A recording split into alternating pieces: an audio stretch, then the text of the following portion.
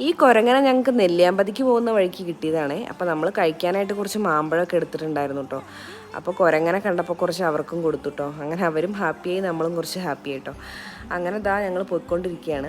അപ്പോൾ ഇവിടെ ഫുള്ള് മലകളും പിന്നെ എന്താ പറയുക കുന്നുകളും ചെടികൾ, വനമേഖലയാണ് കേട്ടോ ഇത്. അപ്പോൾ ഇവിടെ എന്താ പറയുക ഈവനിങ് ഒക്കെ ആയാൽ പിന്നെ നമ്മൾ ചെക്കൗട്ട് ചെയ്യണം, അവിടെ ക്ലോസ് ചെയ്യും. കാരണം ആനയും കാര്യങ്ങളൊക്കെ ഇറങ്ങാനുള്ള ചാൻസ് ഉണ്ട്.